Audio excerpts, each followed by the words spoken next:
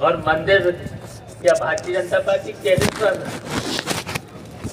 ये कोर्ट के आदेश से बना। अगर भारतीय जनता पार्टी की सरकार नहीं होती, हमारी सरकार होती तो अब भी बनाते। अगर हमारी नहीं होती, दूसरी सरकार होती, उसे भी बनाना होता। और श्रेय कौन ले रहा?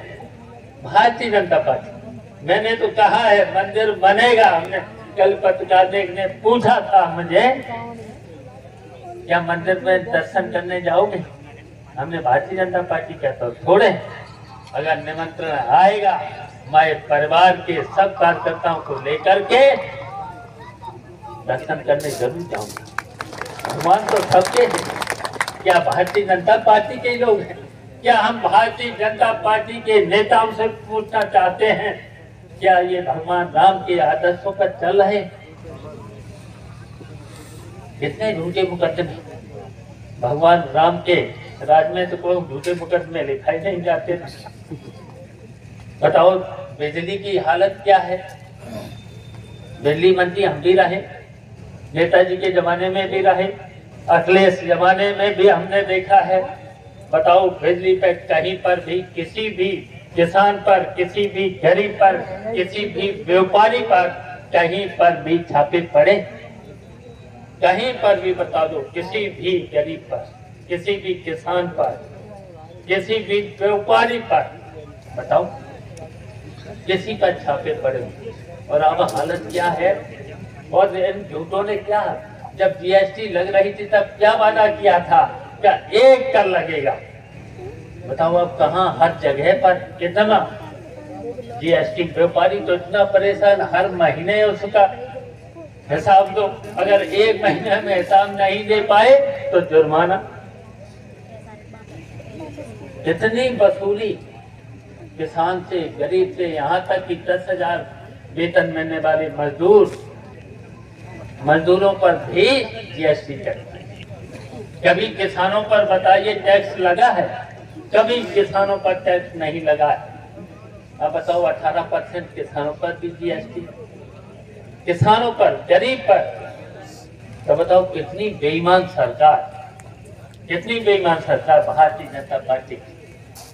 और केंद्र सरकार अपने को कितना, रोज सुनते होंगे प्रधानमंत्री जी का बयान, न खाएंगे न खाने देंगे, और लूट लिया पूरे प्रदेश की जनता को। बताओ लूट लिया किसान से, गरीब से लेकर के कितने लोगों। तो तभी अखिलेश यादव ने पीटीए का नारा दिया। पिछड़ा, दलित, अल्पसंख्यक से लेकर के अगड़ा पिछड़ा, जो गरीब है, किसान है, मजदूर है, इसीलिए तो दिया है। एक होकर के तभी इंडिया गठबंधन की मीटिंग तो हो चुकी है। पूरा इंडिया गठबंधन एक होकर के ये सब बेईमान झूठों की सरकार को दिल्ली से भी हटाएंगे, और दिल्ली से हटा करके फिर बताओ जो महाराज जी की सरकार फिर नहीं बचे।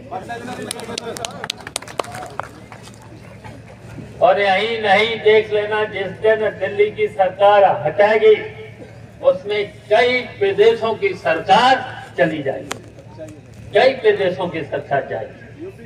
उत्तर प्रदेश की तो तुरंत ही चली जाएगी। तो इसलिए हम आपसे अपील करने आए हैं, हम सब हुए एक होकर के। और जसराना के लोगों ने तो हमेशा, जब मैनपुरी लोकसभा में थी, हम तो उस इलेक्शन में चाहे उदय प्रताप लड़े हों, उदय प्रताप भी तो लड़ चुके, हम तो यहाँ तक कि बलराम सिंह यादव लड़े तब भी आ जाते थे, तब भी आ जाते थे। यादव जी को पता ही है, व्यवस्था ठीक करा जाते थे। जब व्यवस्था ठीक नहीं होती थी तो कार्यालय की व्यवस्था ठीक करा जाते थे। और मैत्री तो नेताजी 2 बार आप लोगों ने नेताजी को बनाया था, सांसद बनाया था, 2 बार बनाया। संभल के लोगों ने, कन्नौज के लोगों ने बना दिया, आजमगढ़ के लोगों ने नेताजी को बना दिया। आपका भी बहुत बड़ा सहयोग था, लेकिन नेताजी भी बहुत ध्यान रखते थे किसान का, गरीब का, मेहनत मजदूरी करने वालों का पिछड़े से लेकर के, दलित से लेकर के, अल्पसंख्यकों से लेकर के सबका ध्यान रखते थे। उसी तरीके से अब हम लोग उसी तरीके से, जिस तरीके से नेताजी ने काम सिखाया है हम लोगों को, उसी पर चल करके आप सब लोगों के, अब आप लोगों को कहीं पर भी दिक्कत आएगी, आपका कहीं पर भी उत्पीड़न होगा, अब आपका उत्पीड़न हम लोग बर्दाश्त नहीं कर सकते, उनके मुकदमे बर्दाश्त नहीं कर सकते। और बिजली में जो लूट हो रही है, इनकी लाइट डायरी बना लेना, इनकी लाइट डायरी का नाम लिख लेना। जो लुटेरे हैं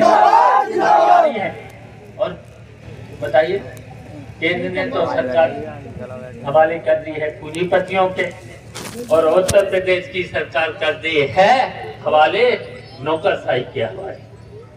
बताइए, नौकरशाही के हवाले कोई अधिकारी सुनता है? बताओ, सत्ता पक्ष के एमएलए की नहीं सुनता, मंत्रियों की नहीं सुनता। हम लोग तो तब भी डरा लेते हैं। अधिकारी अगर काम नहीं करेगा, बेईमानी करेगा, तो हम लोग इकट्ठे होकर के उसके कार्यालय में घुस जाएंगे और उन्हें गलत काम अब नहीं करने देंगे, जनता का उत्पीड़न नहीं होने देंगे। तो इसलिए हम लोग आज आए। तो बताओ, जैसे दो